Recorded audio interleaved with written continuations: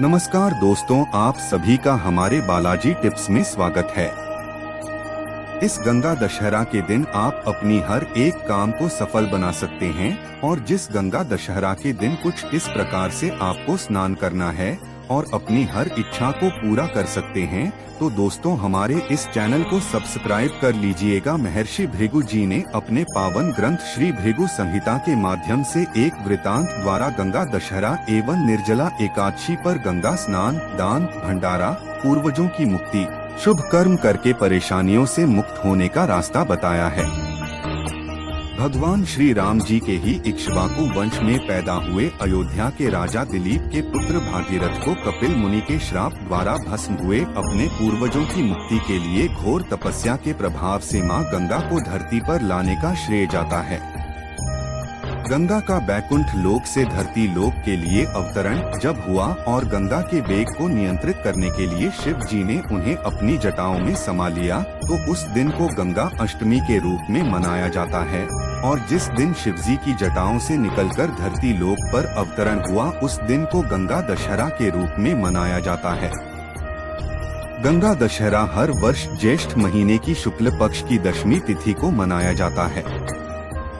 इस वर्ष यह त्योहार 30 मई 2023 को मंगलवार के दिन मनाया जाएगा।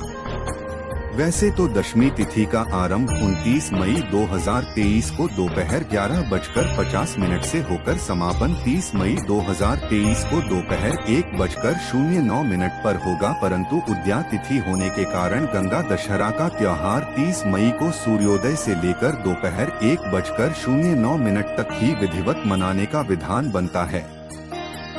दशमी तिथि का एक अर्थ यह भी होता है जो दसों दिशाओं में फैला हो। माना जाता है कि दशमी तिथि के दिन जो भी शुभ कर्म किया जाता है, उसके प्रभाव से कर्म करने वाले को जो आशीर्वाद प्राप्त होते हैं, वह व्यक्ति किसी भी दिशा में चला जाए वहीं पर ही सफल हो जाएगा और हर परिस्थितियों के अनुकूल हो जाएगा।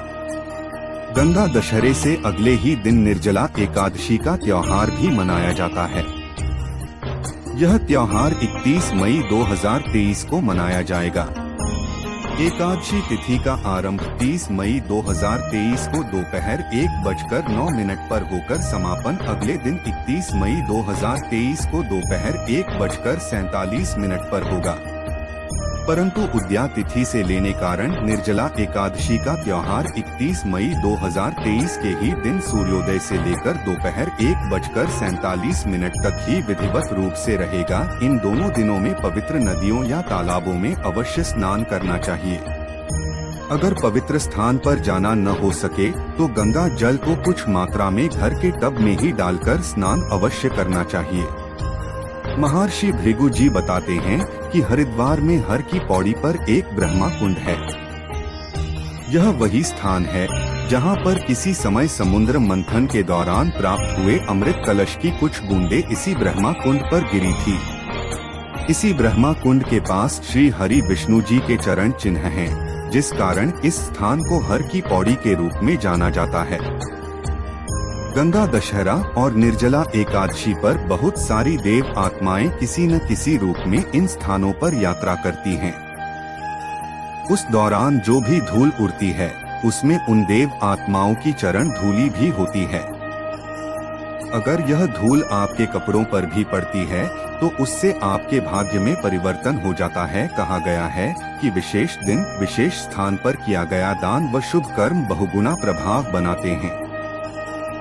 इस दिन जो भी व्यक्ति ठंडे दूध, शरबत, भोजन, भंडारे, साधुओं को दान दक्षिणा इत्यादि की सेवा करता है, मानो वह अपना यह लोक और परलोक दोनों ही संवार रहा है।